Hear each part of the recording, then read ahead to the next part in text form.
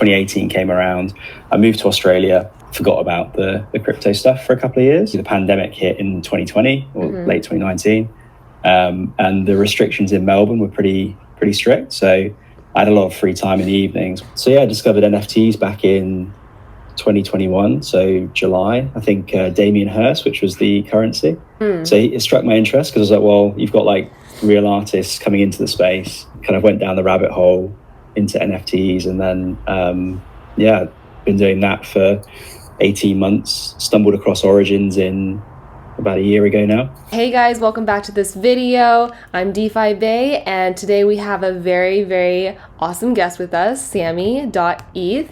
He comes from a financial background, a chartered accountant, and now is part of the Origins team. I found him through his amazing tweet threads, and I'll definitely put links to his Twitter and information in the description below. So welcome, Sammy. How are you doing? I'm great, thank you. Thanks for having me.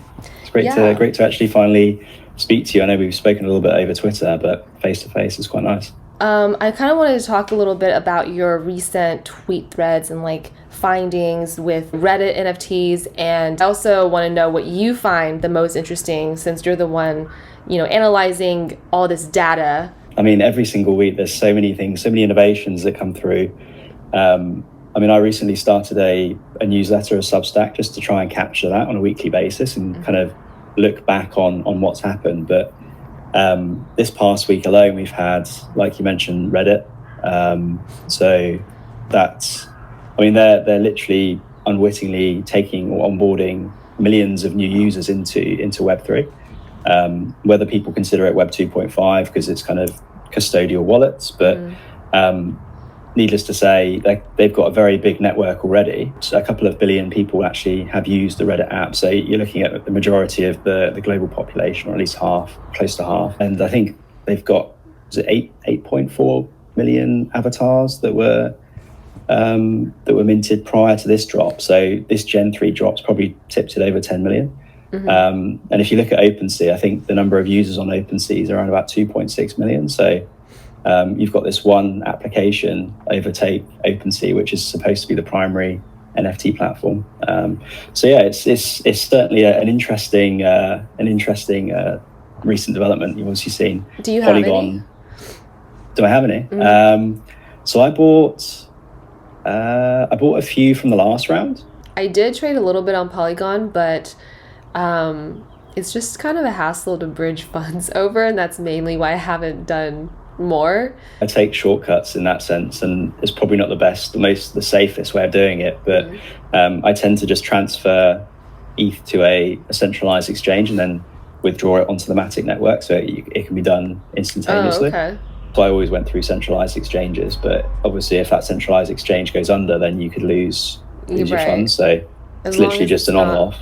An FTX or potentially now Binance. I'm not even sure what the latest with the lawsuits against Binance are, but I think there's been a couple. I think they've targeted both Binance and CZ. I think it's more than a coincidence that they're going after Coinbase, Binance, and a few other platforms all at once. It's kind of funny though, like the juxtaposition of Reddit onboarding millions via their digital avatars, and then the US government is like, I'm going to sue every single one of these crypto exchanges. Which is why I'm quite when I see innovations like the one last week with MetaMask, where you can actually buy crypto with a credit card or fiat using fiat, most people use centralized exchanges as on and off ramps. So all of a sudden having these other avenues where you can get your funds or get fiat, at least fiat, into crypto, I think that's kind of taking steps forward and reducing that risk. So what do you think is going to happen in terms of the projection or the trajectory that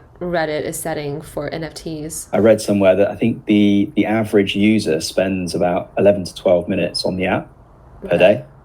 So that's quite a significant amount of time, especially in an attention economy where people find it very difficult or companies find it very difficult to retain that person's attention. So if you've got an application where your users are spending time on the app, and that they can now create customizable avatars, it kind of makes sense. It's got product market fit. So I think it's probably As more and more users on the app create these avatars and use it, they can kind of set their own digital identity on that application. And it probably, to me, that means that other people are going to see that. It's a great advertising tool for digital collectibles. So I think the only way is up, to be honest. Do they have their own marketplace? Good question. I don't actually know. Wouldn't that be the logical next step if you've already captured so much of this market share? Like, you would think that the next step is to monetize it with a marketplace and take percentages, like OpenSea's, what is it, 0.5 now? Yeah, I'm looking at their collection on Reddit or on OpenSea right now, and the spooky season collectible avatars has about 112 total ETH volume, and their unique owners are 66%, which is pretty high considering most collections are like 30s to 40s. They have quite a few collections on OpenSea. When I first started looking at them last year, it was quite hard to navigate. So they had so many collections, and there was so you could filter by season 1, season 2 to work out which one was the first collection, and a couple of them were trading at a premium. I'm scrolling through right now, and it's a lot more than I remember. This is like got to be like hundreds of collections. It's interesting because I guess you've got two polar opposites. You've got Blur, which is kind of promoting a hyper financialized marketplace where 90% of a collection becomes a floor collection. But then I think Reddit has this unique thing where specific traits that people can take out of each avatar and create their own avatar. So I think we'll probably end up seeing certain traits trade at a premium. So it's almost the polar opposite of Blur. The majority of the volume is on Ethereum. So I think it's like 85% of overall NFT market volumes on Ethereum. Do you use CryptoSlam to figure that out? No, I remember writing an article fairly recently. I can't remember where I got the data from. But it was around about 85%. Because right now I'm seeing like blockchains by NFT sales volume of all time. Ethereum is number 1, and it's got like almost 40 billion USD sales. And then Ronin, surprisingly, is second, and they only have 4.2 billion. So Ethereum has like almost 10 times the lead. Vitalik is like, the future is multi-chain, not cross-chain. And we're kind of seeing that play out, right, with the existence of all these chains that were supposed to be ETH killers and, the winning L1 blockchain, but they're all coexisting. And then with Bitcoin NFTs, I mean, that's fun. I think that's going to be high value real estate, probably well-known artists and well-known art pieces. I know some people are saying like land titles for real estate and fractionalizing, like real estate ownership and company ownership, things like that. I think those could maybe get hashed out. I think, I probably agree with that. I think the Bitcoin, the infrastructure is pretty clunky at the moment. Yeah. If the infrastructure gets built out and it becomes more cost effective to build things, then maybe there'll be a different use case. But I think at the moment, that is probably just like one of one artists or high value pieces, just because it's the most secure network. So you're going to put probably the most valuable assets on there. Yeah. Well, there's also the Lightning Network, which apparently is like instant confirmations, much more affordable minting cost, and then faster inscriptions as well. I mean, that itself can make it more scalable if it catches on. I read your tweet about the hyper financialization and how like the Blur and DeGod's partnership could single-handedly catalyze the next wave of adoption. Do you want to go into that a little bit? Yeah, okay. I think so. I mean, that front tweet was a bit of a hook. So I think, I don't think that partnership would necessarily do that, but I think it's the point that I was getting at was, I think a lot of people in NFTs, different communities will work in silos. Why don't people start collaborating and try to grow the pie as opposed to competing over the small little pie that we have? So I think like the gods are very good at, Frank the Gods, he's a great person to look up to within that community. He obviously leads it very well. He rallies a lot of a lot of attention. I think Pac-Man's also very good from a technical standpoint, and he's created a product that, I mean, it gave OpenSea a concern. It took a lot of volume over, and their incentives to provide liquidity and provide sort of loyalty on their platform. It obviously worked. It was kind of like in a way, a successful vampire attack that looks rare tried to do, but didn't do very successfully. It'd be interesting to see where those incentives go from now. So I spoke about in that thread about the current incentives were to maximize liquidity on the platform, and that's what they've done. There's volume on there, albeit for airdrop farming for season 2. Yeah. Which, I mean, it's quite a short-term view, and I think what we're seeing, people are a bit concerned about, but actually this is kind of like a market maker model. So in traditional finance, you have big players that take the opposing side, there's opposing bets to your typical retail, and we're kind of seeing that play out in this, where you've got the likes of Matchy or Franklin putting up huge bid walls to allow people to exit positions, but they'll take a small loss now because they're hoping that the proceeds from the season 2 airdrop is going to more than cover it. And I think what we're seeing is actually, because it's a lot more competitive now for season 2, the rewards that are actually going to receive probably aren't going to be what they thought they were.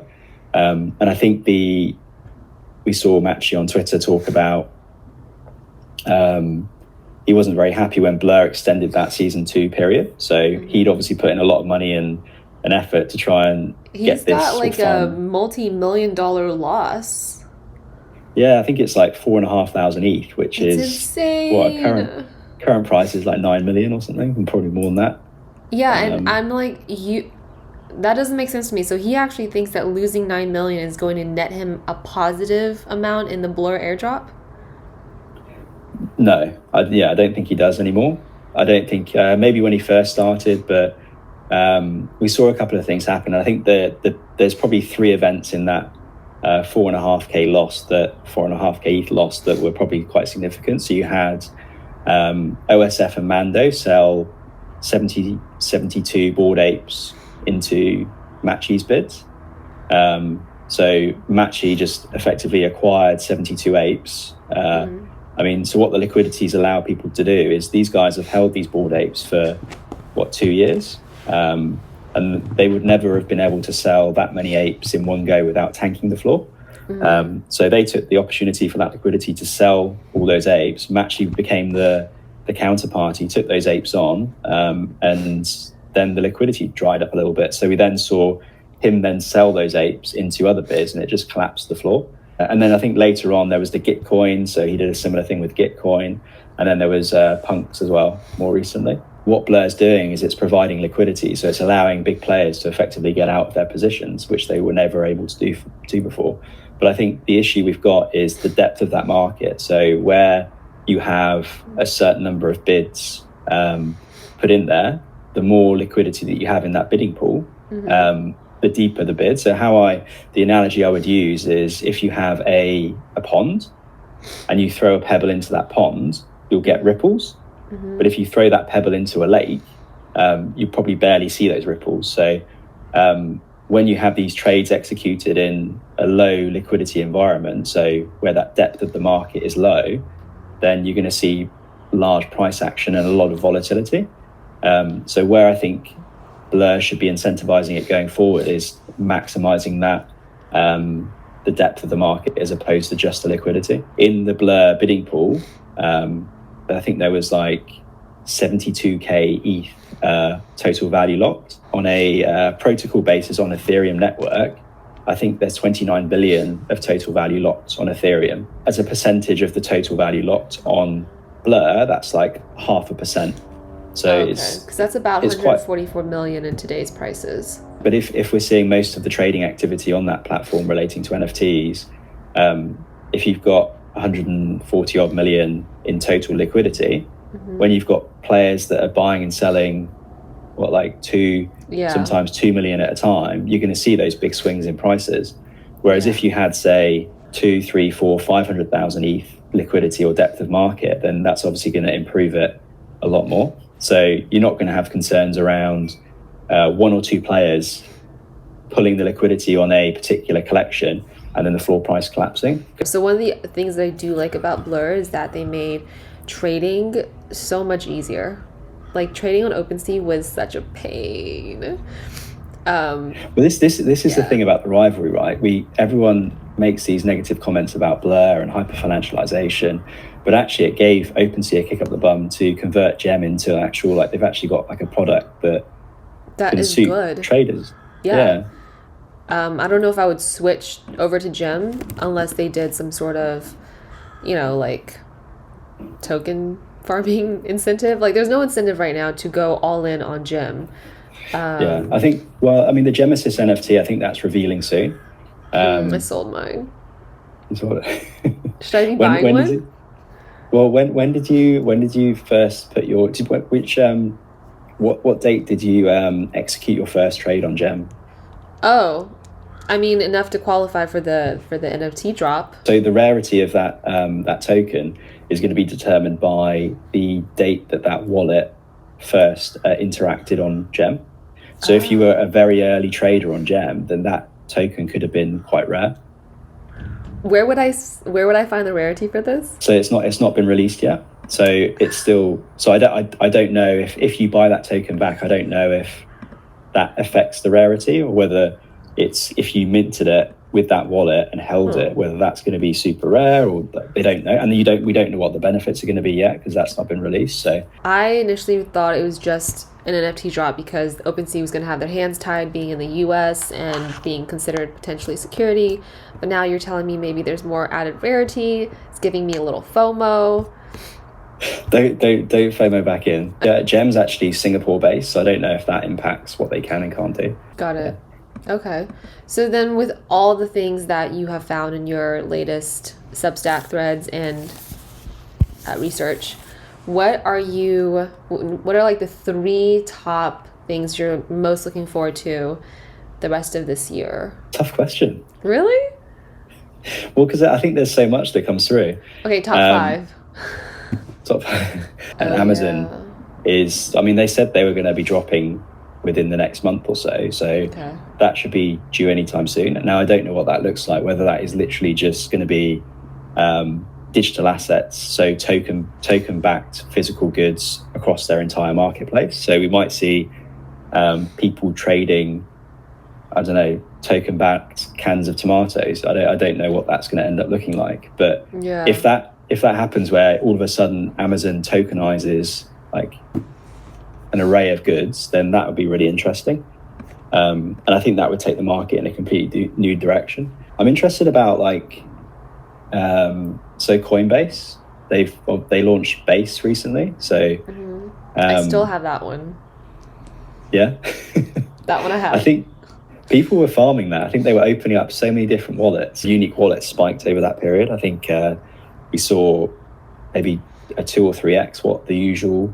Are you using mainly Dune Analytics to find this information? So you can find that on, so Nanson's got that good sort of wallet numbers, and Origins has some proprietary stuff as well. So people who have access to the Origins pass can see the terminal. There's some dashboards and charts and stuff on there. Yeah, seeing what Coinbase comes up with next. So I know they had wallet as a service, I think it's nice. Yeah, so I think like stuff like that. So like the UI UX, where you actually have something that's familiar to what we see in Web2. I'm interested to see what Polygon does generally. Like the amount of companies they've onboarded, so like Starbucks, Reddit. Are you signed up for the Starbucks rewards? I actually got an email through. So I'm not US based, so I wasn't able to access it until recently. Actually, one other thing is probably ticketing. So Ticketmaster. Yes. They literally, I think with the Avenger Sevenfold concert, I think 20% of those tickets were bought with the holders of that NFT, so they got early access to that ticket release. And those are people that don't interact with NFTs generally. So you've got people that don't usually interact, all of a sudden see the benefit of having this NFT to get early access, to save the difference between the price on the secondary market and the face value of that ticket. So I wrote a thread on Ticketmaster and Salesforce. So Salesforce have doubled down on their Web3 infrastructure as well, and I think they've got a number of clients like Redbus, which is, I think they sell 23 million tickets annually. So all of a sudden, if all their clients end up using the Salesforce Web3 integration, then you're just going to see like a lot more corporates and that'll enter the space in a similar manner to Starbucks or Ticketmaster. So what I'm getting is you're really interested in like these giant Web2 companies integrating NFT technology and basically Trojan horsing it to the masses as like digital collectibles or tokens or reward loyalty points, and really it's going to be underlying blockchain technology. I think that's the only way, because I mean, as sad as it sounds, I mean, at the moment we have a bunch of communities that they own this NFT pass, and it will always be, I think it will always be niche the way it is at the moment, but the only way I see mass adoption happening is probably through these established networks that the people who wanted to be here are probably here already. So they spent the time digging through, like going down that rabbit hole, going past like the difficulty of using MetaMask and all that kind of stuff. So hard. Yeah. I lost like so much time and like pulling out my hair trying to figure that out first year. I remember sending my first ETH transaction and then not seeing it on the other end and being like panicking.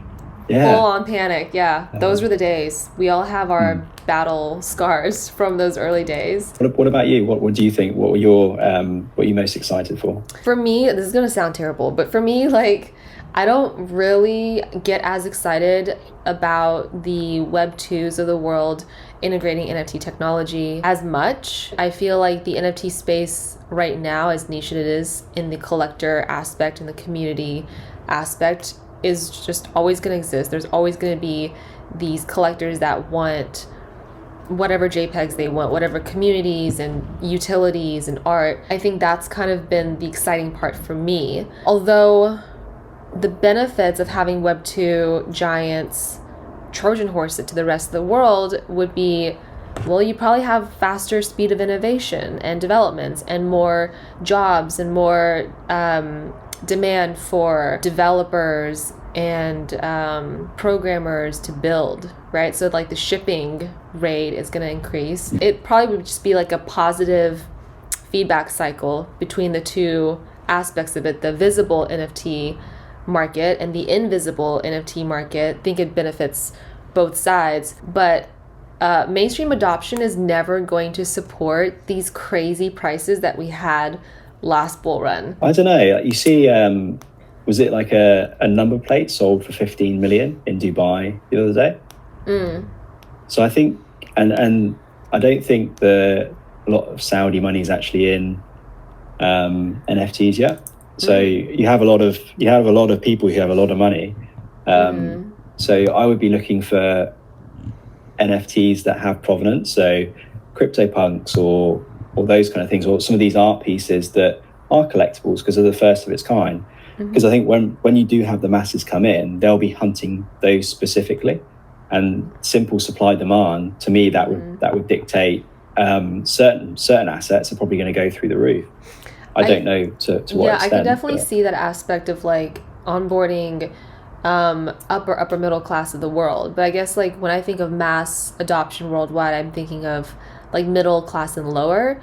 And I think if coming from that perspective, and the first thing you hear about a monkey JPEG going for $500,000, a punk pixel picture that's like actually this tiny selling for, $10 million, like, I think that would be kind of a huge turnoff. I don't know if I'd be as incentivized to start the hunt and trying to flip my way into, getting a grail. I think that's a specific mentality. It'd be interesting to see what actually happens over the next 6 months, year, 2 years. The interaction with AI as well. I don't know what it scares me a little bit, the rate of change, but I also think that there's probably very high expectations on what AI can do in the short term, because AI has been around for years. Yeah, but ChatGPT just changed the world. Yeah, it did for like, I guess, retail, just because they actually saw what was happening. I don't know whether that stuff was being used prior to the ChatGPT or GPT-4 launch. That was the other thing I was going to say, is like the integration of ChatGPT type technologies and how they develop alongside or with NFTs and crypto and blockchain. But I think ultimately my answer would be, I'm looking forward to the next bull run. Yeah, me too. Yeah. But yeah, so thank you so much for having this talk with me. It's been a pleasure having you come on the channel. Everyone go follow his Twitter, sign up for his Substack. I'm going to put those links in the description below. And that's it for this video. Thanks so much, and I will see you next time. Bye. See you next time. It's been